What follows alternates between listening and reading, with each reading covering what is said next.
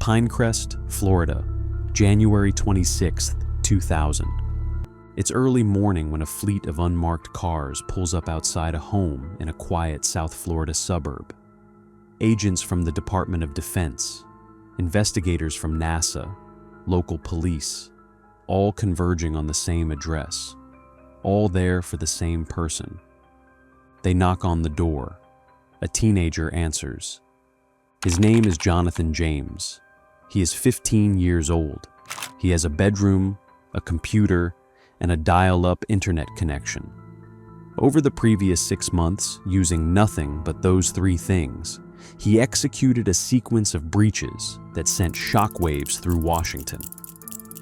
First, he infiltrated NASA. He downloaded $1.7 million worth of proprietary source code that controlled the temperature and life support systems aboard the International Space Station. The breach forced NASA to shut down its entire Marshall Space Flight Center network for 21 days. Then, he turned his attention to the Pentagon's Defense Threat Reduction Agency. He intercepted over 3,300 classified military emails and captured employee passwords to systems analyzing active nuclear and biological threats. The boy standing in the doorway did all of that at just 15 years old. He would become the first juvenile in American history sentenced to confinement for cybercrime. He would serve his time in a federal detention facility. He would try to rebuild his life. But 8 years after that morning, when federal agents raided his life again for a massive retail hacking ring he had absolutely nothing to do with, he decided there was only one way out. Jonathan James died on May 18, 2008. He was 24 years old. He left a suicide note stating he had no faith in the justice system. How does a 15-year-old boy breach the Pentagon and NASA from a suburban bedroom? And what does a justice system do to a kid when it decides that curiosity is a threat to national security?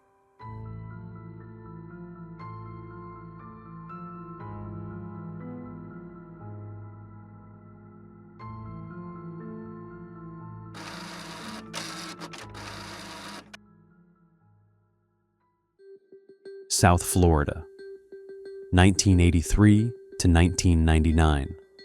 Jonathan Joseph James was born December 12, 1983 in South Florida. His father, Robert, was a computer programmer. In this house, computers weren't a mystery. They were furniture. By the time Jonathan reached middle school, he understood operating systems the way other kids understood sports statistics. Not as a user, as a builder, as someone who saw the architecture underneath and wanted to know exactly how far it could bend. He was quiet, intensely curious. The kind of kid who asked questions that made his teachers uncomfortable. He found his people online, in the hacker forums of the late 1990s, where knowledge was currency and reputation was earned by what you could get into. He adopted the alias C0Raid, spelled with a 0 instead of the letter O, a classic hacker style, a name that would soon appear in Department of Justice press releases, FBI files, and eventually a suicide note. In the summer of 1999, Jonathan was 15 years old. Government cybersecurity was almost non-existent. Firewalls were basic. Patch management was inconsistent, and an adolescent with a dial-up connection and enough patience was about to expose just how vulnerable the most powerful government in the world really was.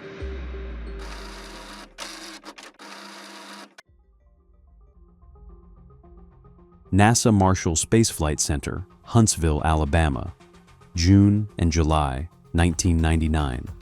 NASA's Marshall Space Flight Center manages critical software for the International Space Station. The code Jonathan targets is not abstract government data. It controls the physical environment inside the ISS living quarters. The temperature, the humidity, the oxygen. the systems that keep astronauts alive in orbit. Jonathan finds the vulnerability, installs a backdoor, downloads the source code. The entire package is valued at $1.7 million. He takes it over the course of several sessions. Back at NASA, analysts notice something is wrong. What they find forces a decision nobody wants to make. They take their entire local network completely offline. For 21 days, scientists and engineers are locked out of their own computers while federal investigators comb through millions of lines of data to determine what was compromised. The total cost? Over $41,000 in labor and cleanup. In Pinecrest, Florida, Jonathan James sits back in his chair. He has just brought a multi-billion-dollar space agency to a grinding halt, but he isn't finished. Because while NASA is scrambling to rebuild its servers, Comrade is already looking for his next target. And this time, he's going after the Pentagon.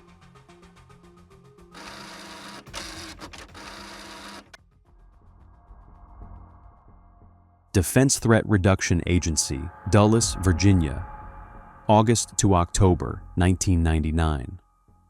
The Defense Threat Reduction Agency, or DTRA, is not a well-known name outside of the intelligence community. It shouldn't be accessible to anyone without the highest security clearance. The DTRA's mission is specific and serious. It analyzes threats to the United States from nuclear, biological, chemical, and special weapons. The emails moving through its servers contain information about potential attacks on American soil. Jonathan finds a router in Dulles, Virginia. He installs a backdoor. Then he deploys a sniffer, a program that silently intercepts network traffic, capturing everything passing through: emails, login credentials, internal communications. He sits in South Florida and reads classified Pentagon correspondence in real time. By the time the DTRA realizes what has happened, James has intercepted more than 3,300 internal emails. He has captured employee usernames and passwords, including credentials on active military computers. He has read communications about systems designed to detect and respond to weapons of mass destruction. He is 15 years old. He is doing this from a teenager's bedroom, and nobody had noticed for months.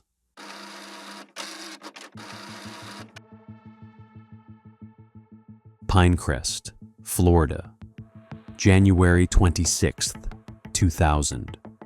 The sunrise over Pinecrest reveals a lawn crowded with federal sedans. Inside the house, Jonathan James is placed under arrest. The investigators expect to find a highly organized cell of foreign operatives or corporate spies. Instead, they walk into a messy teenager's bedroom. They seize his computer towers, his floppy disks, and his notebooks filled with handwritten lines of code. The Department of Justice wants to send a message to the emerging generation of internet users. The Wild West of the web is officially over. But the prosecutors run into a major legal roadblock. Jonathan is only 16 years old. Under federal law at the time, cybercrime statutes are designed for adults, not minors. Attorney General Janet Reno is briefed on the case. The government considers trying him as an adult, which could carry decades in a federal penitentiary.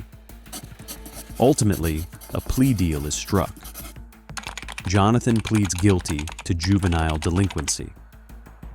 On September 21st, 2000, he officially makes history.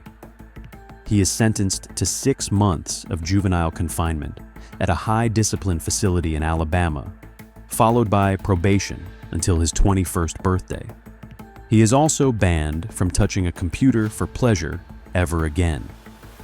The first juvenile in United States history sentenced to confinement for hacking. For a 16-year-old whose entire identity, social life, and intellect are tied to the digital world, the sentence is a form of sensory deprivation. Jonathan serves his 6 months. When he returns home, the world looks entirely different. His friends go off to college and start careers in technology, while Jonathan is legally barred from doing what he does best. He takes odd jobs. He tries to live quietly. But in 2004, he tests positive for marijuana, violating the strict terms of his probation. The justice system shows no leniency. He is arrested again and sentenced to 6 more months, this time in an adult federal prison. This second stint breaks something inside him. He realizes that no matter how hard he tries to move on, the shadow of Covert raid will follow him forever.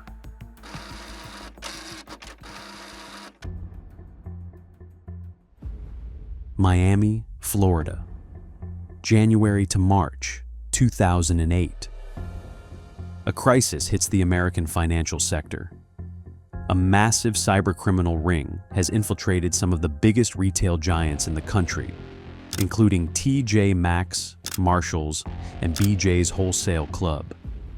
They steal the credit card data of over 45 million people. It is the largest identity theft ring in human history at that time. The Secret Service spearheads the investigation. They eventually track down the mastermind, a legendary hacker named Albert Gonzalez. But investigators believe Gonzalez didn't work alone.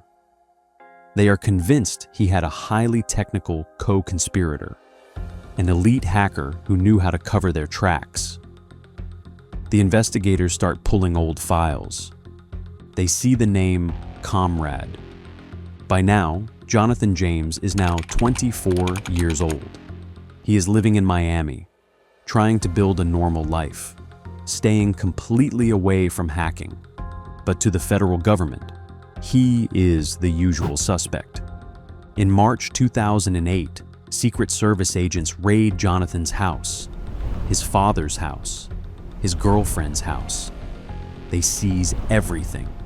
They interrogate his family.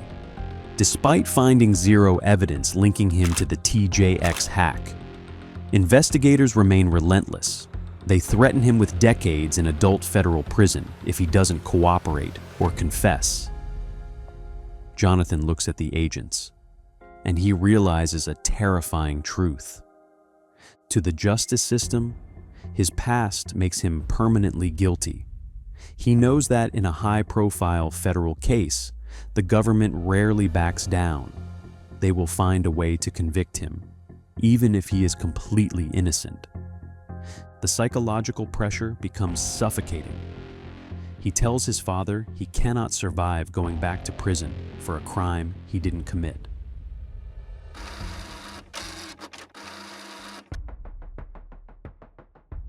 Pinecrest, Florida, May 18th, 2008. Jonathan James walks into his bathroom. He takes a .38 caliber handgun and he pulls the trigger. He is found dead at just 24 years old. Next to his body, investigators find a typed 5-page suicide note. It is a heartbreaking window into a brilliant mind broken by a relentless legal system. In the note, Jonathan writes, "I had no part in the TJX conspiracy. I have no faith in the justice system. Perhaps my actions today and this letter will send a clearer message to the public. Either way, I have lost control over this situation, and this is my only way to regain control." And then, remember, it's not about whether you win or lose. It's about whether I win or lose by sitting in jail for 20, 10, or even 5 years for a crime I didn't commit. That is not winning. I'd rather die free. Months after Jonathan's death, the federal government officially indicts Albert Gonzalez and his actual co-conspirators. The investigation proves what Jonathan's family already knew. Jonathan James was completely innocent. He had absolutely no connection to the TJX hack.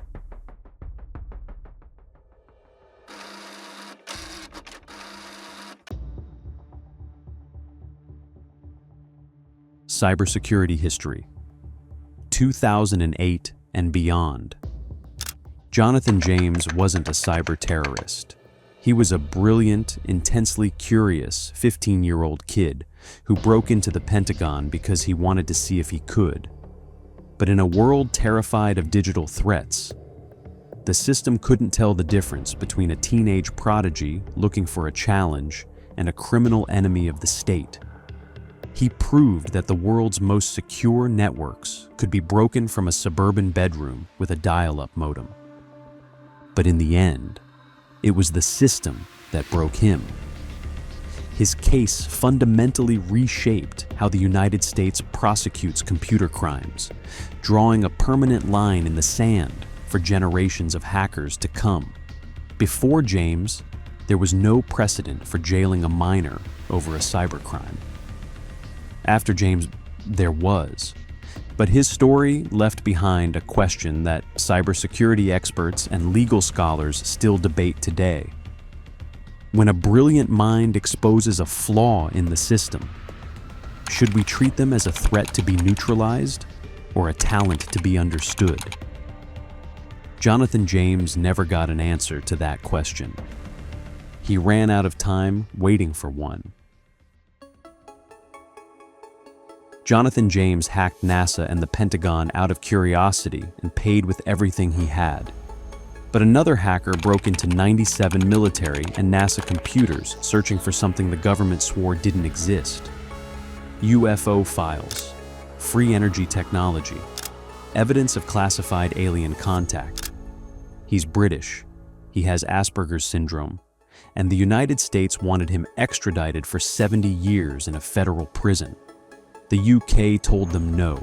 He walked free and never served a single day. His name is Gary McKinnon. That story. Next time on Covert Case Histories.